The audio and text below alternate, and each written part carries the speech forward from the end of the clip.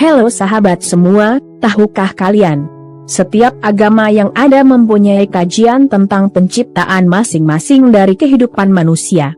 Kajian tersebut berguna sebagai upaya setiap umat yang beragama untuk menjawab pertanyaan mengenai asal-usul manusia dan tempat tinggalnya, atau penyebab makhluk hidup berada di muka bumi.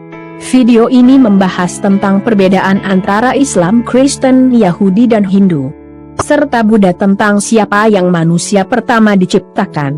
Nah, berikut ulasannya. Dalam Yudaisme atau agama Yahudi diakui penciptaan sebagaimana yang dicatat dalam kitab Kejadian terutama pasal 1 dan pasal 2. Kepercayaan Kristen memegang pengakuan yang sama karena umat Kristen mengakui Alkitab Ibrani sebagai bagian Alkitab mereka.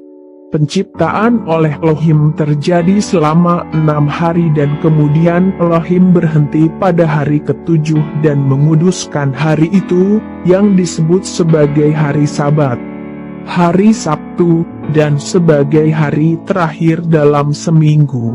Proses lengkap dari hari ke hari penciptaan dapat dilihat di pranala ini. Penciptaan menurut kitab Kejadian, konsep penciptaan surga dan bumi dan posisi Taman Eden menurut tradisi Yahudi. Tentang penciptaan, dikatakan pada mulanya Elohim, sebagai pengganti kata Allah yang jamak dalam bahasa Ibrani. Elohim menciptakan surga, langit, dan bumi. Kata langit di Alkitab Ibrani adalah kata smayim, artinya surga, dan eretz artinya tanah daratan bangsa bumi. Inilah yang disebut dengan penciptaan dunia rohani dan dunia fana. Di sini diperkenalkan konsep satu dunia dalam dua dimensi yang berbeda. Di hari pertama, Tuhan menciptakan waktu dengan menjadikan terang dan gelap. Tuhan melihat bahwa terang cahaya itu baik. Disinilah standar mengenai apa yang baik dikenal sebagai kebaikan kebenaran menurut versi Tuhan. Dengan perkataan jadilah petang dan jadilah pagi, itulah pertanda pergantian hari sesuai waktu yang Tuhan ciptakan.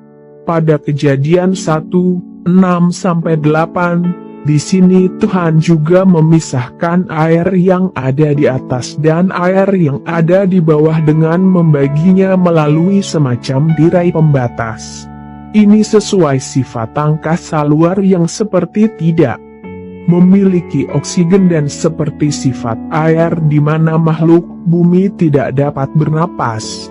Cakrawala di sini dalam Alkitab Ibrani ditulis sebagai ria, yaitu lapisan yang memisahkan atau semacam tirai tembus pandang, cakrawala.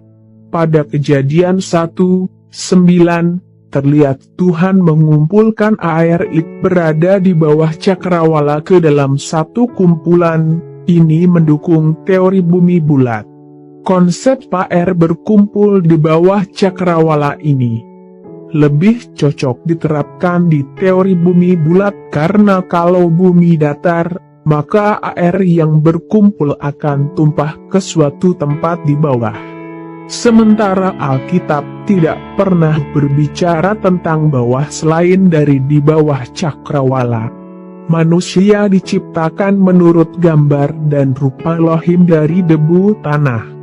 Walaupun dibuat dari debu tanah, manusia diangkat ke Taman Eden dan diberi otoritas sebagai wakil dan gambaran Tuhan untuk mengatur dan menguasai dunia fana, bumi. Tuhan juga membuat sebuah taman di antara surga dan bumi, yang saling bersinggungan antara surga dan bumi, disebut dengan Taman Eden, yaitu taman di mana dunia roh bersatu dengan dunia fana. Digambar di atas mengenai konsep surga dan bumi, digambarkan Tuhan bertahta di surga dan gambaran Tuhan yaitu manusia diberi tahta di bumi atas Taman Eden oleh Karena Taman Eden sendiri adalah surga paling bawah, maka Tuhan juga menguasai seluruh bumi melalui wakilnya yaitu manusia.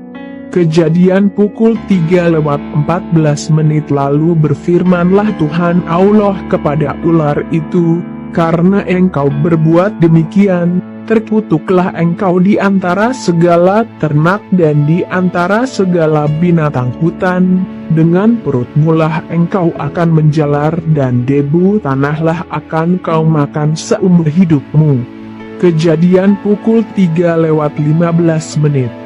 Aku akan mengadakan permusuhan antara engkau dan perempuan ini, antara keturunanmu dan keturunannya. Keturunannya akan meremukkan kepalamu, dan engkau akan meremukkan tumitnya.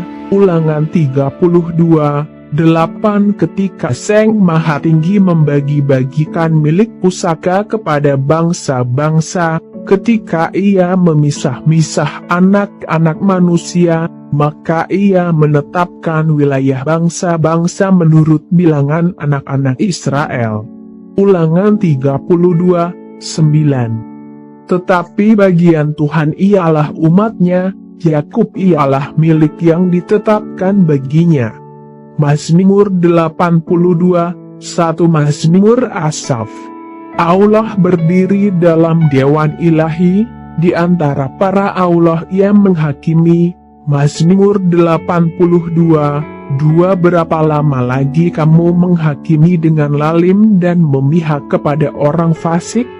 Mazmur 82:6. Aku sendiri telah berfirman, kamu adalah Allah, dan anak-anak yang maha tinggi kamu sekalian. Alkitab Terjemahan Baru TB 1974. Sementara di versi Brenton dan Serat dari Gua Qumran, kalimat anak-anak Israel sebenarnya adalah anak-anak Elohim. Ulangan 32:8. Ketika Sang Maha Tinggi membagi-bagikan milik pusaka kepada bangsa-bangsa, ketika Ia memisah-misah anak-anak manusia, maka Ia menetapkan wilayah bangsa-bangsa menurut bilangan anak-anak Elohim. Brenton's LXX 1844. Kejatuhan manusia dalam dosa karena godaan.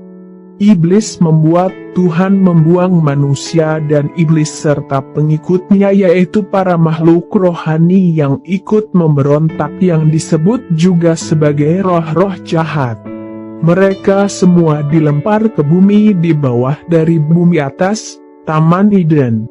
Tuhan menaruh sosok kerubim sebagai penjaga di Taman Eden.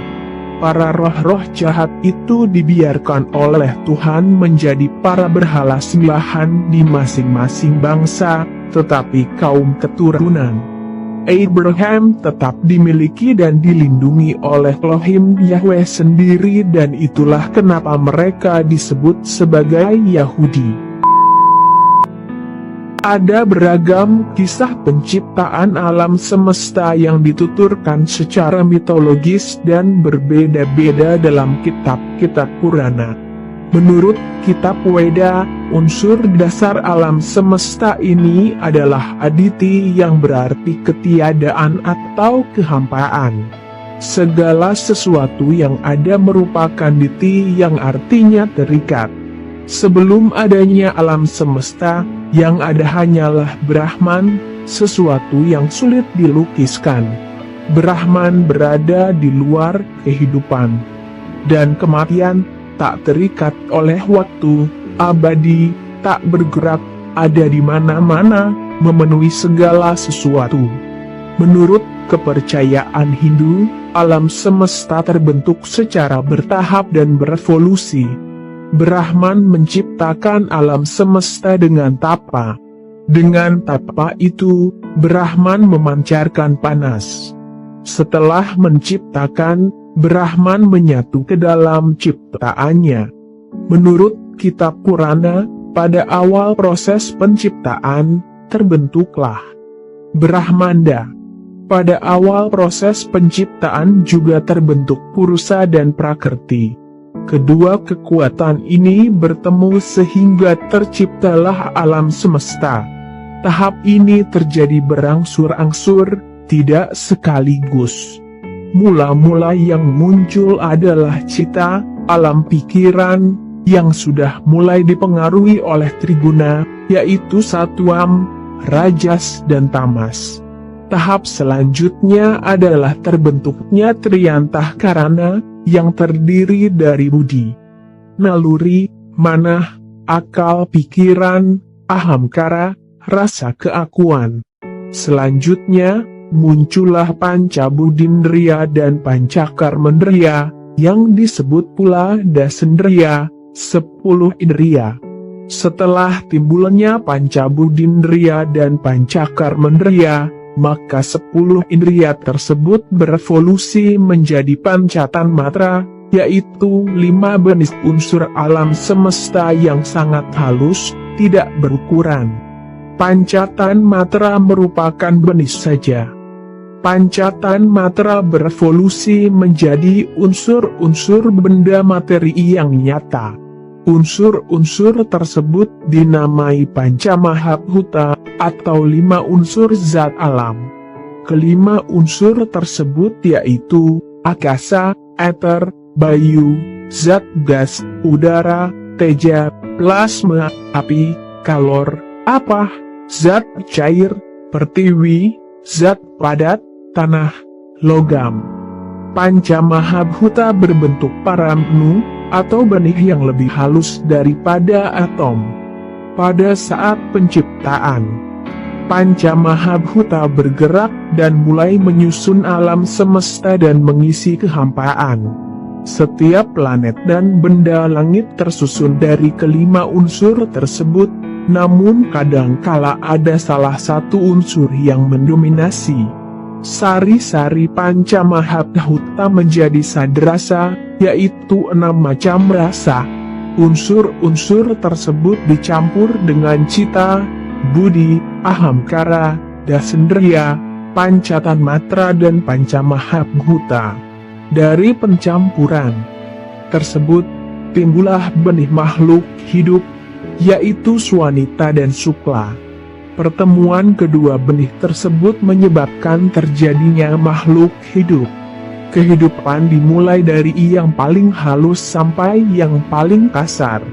Sebelum manusia diciptakan, terlebih dahulu Brahman dalam wujud sebagai Brahma menciptakan para Gandharwa, Pisaca, makhluk gaib, dan sebagainya.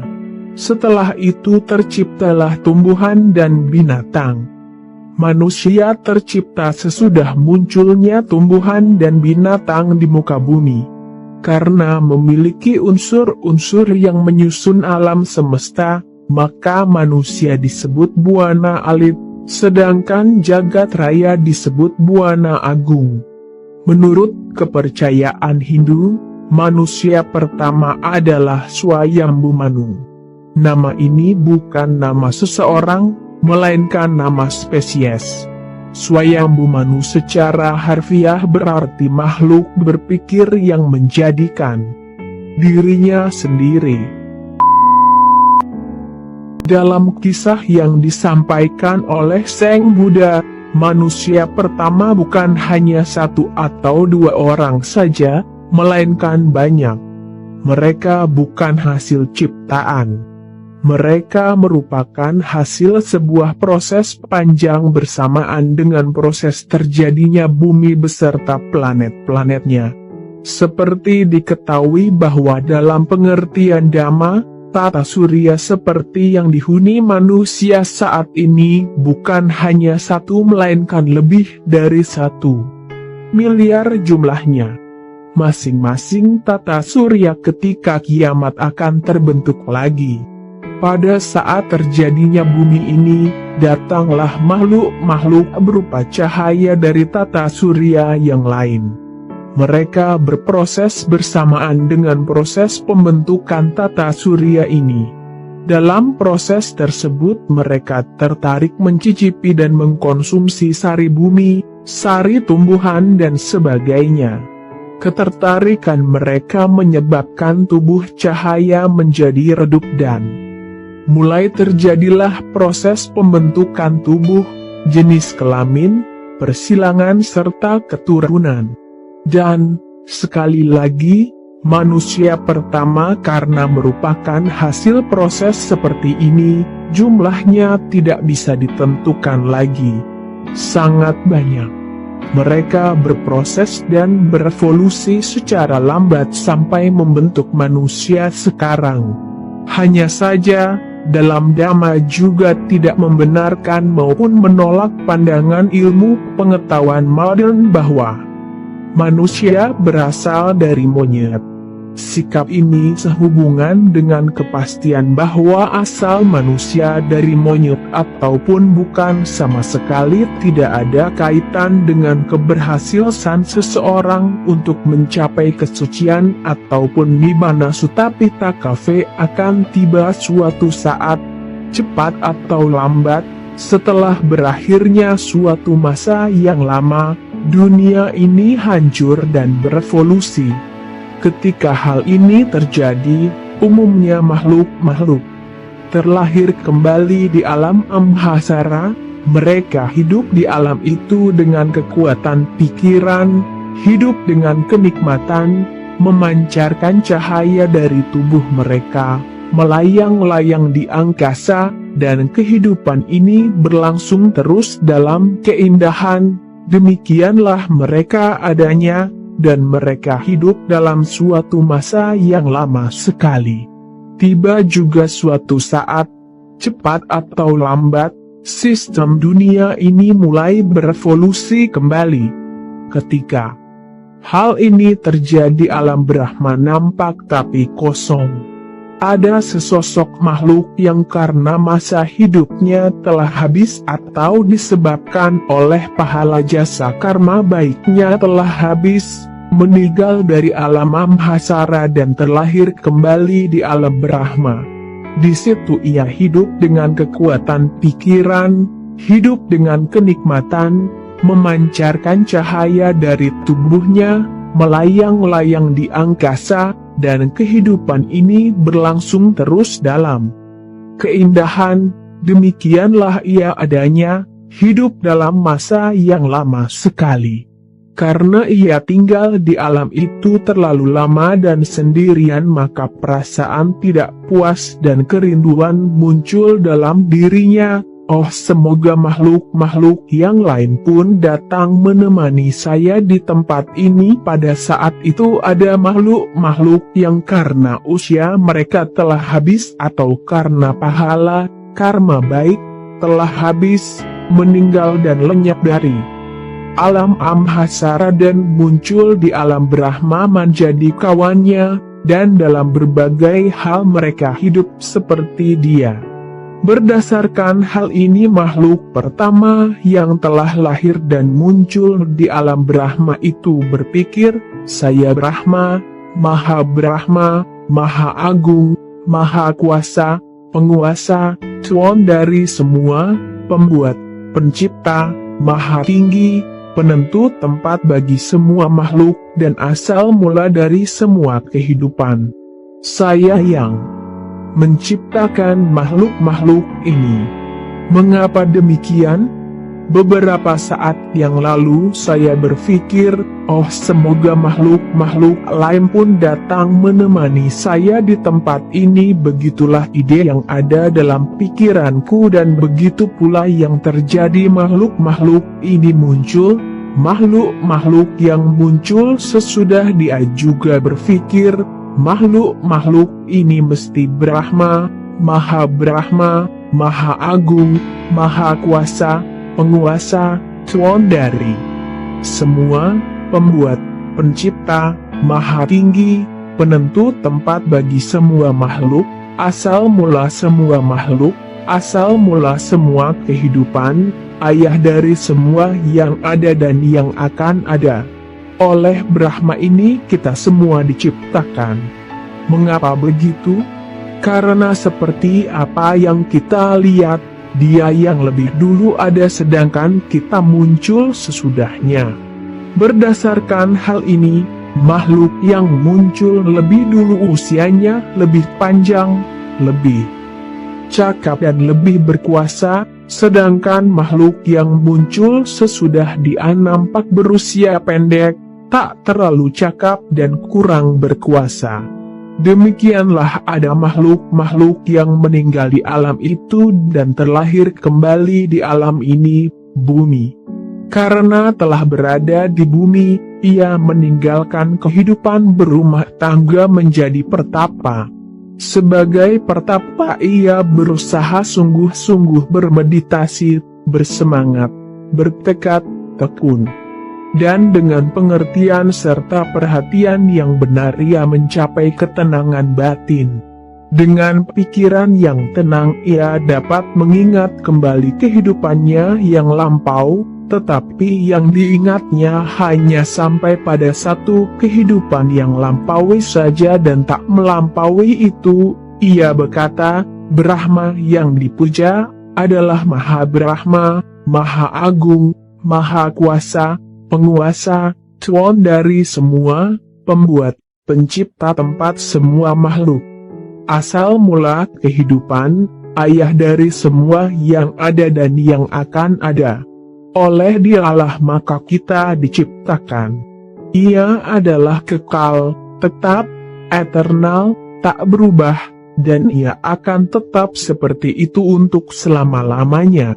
Tetapi kita yang diciptakan oleh Brahma itu, kita semua yang telah kemari adalah tidak kekal, berubah-ubah, tidak permanen dan berusia pendek dan pasti mati.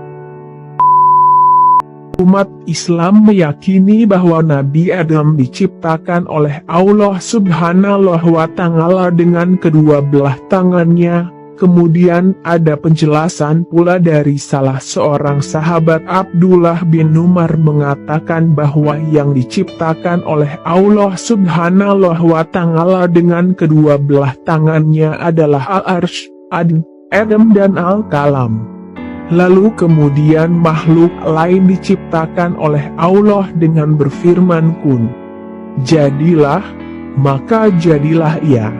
Agama Islam meyakini akan kisah Nabi Adam dan Hawa yang disebutkan pada Al-Baqarah ayat 30-39. Sebagai terjemahan yang digunakan adalah tafsir Al-Misbah yang ditulis oleh Quraisy Shihab. Ayat 30 berbunyi sebagai berikut, Ingatlah ketika Tuhanmu berfirman kepada para malaikat, sesungguhnya aku hendak menjadikan satu khalifah di muka bumi. Mereka berkata, apakah engkau hendak menjadikan di bumi itu siapa yang akan membuat kerusakan padanya dan menumpahkan darah? Padahal kami senantiasa bertasbih dengan memujimu dan menyucikanmu. Tuhan berfirman, sesungguhnya aku mengetahui apa yang tidak kamu ketahui. Al-Baqarah ayat 30. Dari ayat di atas tampak bahwa malaikat mempunyai dugaan bahwa khalifah yang akan diciptakan Allah Subhanahu wa Ta'ala ini adalah makhluk yang akan membuat kerusakan di muka bumi dan menumpahkan darah dalam perselisihan. Di dalam tafsir Jalalain disebutkan bahwa perbuatan itu juga dilakukan bangsa jin yang dulunya mendiami bumi sebelum manusia. Sesudah mereka berbuat kerusakan, Allah mengirimkan malaikat dan dibuanglah mereka ke gunung-gunung dan pulau-pulau terpencil. Dalam tafsir Al-Misbah dijelaskan bahwa selain berdasarkan pengalaman makhluk sebelumnya, dugaan itu mungkin timbul dari sebutan khalifah itu sendiri. Arti kata ini mengesankan makna pelerai perselisihan dan penegak hukum, sehingga dengan demikian pasti ada di antara mereka yang berselisih dan menumpahkan darah. Manusia tetap akan dijadikan khalifah di muka bumi oleh Allah. Hal tersebut dijelaskan dalam ayat berikut ini, Dia mengajari Adam tentang nama-nama benda seluruhnya, kemudian mengemukakannya kepada para malaikat lalu berfirman, "Sebutkanlah kepadaku nama benda-benda itu." Jika kamu benar, mereka menjawab, "Maha suci Engkau, tidak ada pengetahuan bagi kami selain dari apa yang telah Engkau ajarkan kepada kami. Sesungguhnya Engkaulah yang maha mengetahui, lagi maha bijaksana." Dia, Allah, berfirman, "Hai Adam, beritahukanlah kepada mereka nama-nama benda-benda ini." Maka setelah diberitahukannya kepada mereka nama-nama benda-benda itu, dia, Allah Subhanahu wa Ta'ala, berfirman, "Bukankah sudah kukatakan kepada kamu, bahwa sesungguhnya aku mengetahui rahasia langit dan bumi dan mengetahui apa yang kamu lahirkan dan apa yang kamu sembunyikan." Al-Baqarah ayat 31-33. Dalam ayat ini dijelaskan bahwa Allah menunjukkan kepada malaikat bahwa khalifah yang dia tugaskan mempunyai kelebihan dibandingkan dengan mereka. Diberinya khalifah ini potensi pengetahuan untuk dapat mengenal benda-benda. Potensi ini yang bisa membuat manusia mampu menjalankan perintah sebagai khalifah di muka bumi. Walaupun nantinya akan ada sebagian manusia yang akan berbuat kerusakan di muka bumi atau menumpahkan darah. Tetapi dengan potensi yang diberikan kepada manusia, maka manusia akan sanggup menjalankan tugas sebagai khalifah. Walaupun malaikat mempunyai ketaatan yang lebih baik, selalu menyucikan dan memuji Allah, tetapi tanpa potensi pengetahuan yang diajarkan kepada Adam, maka tidak akan bisa malaikat ini menjalankan tugas sebagai khalifah di muka bumi ini.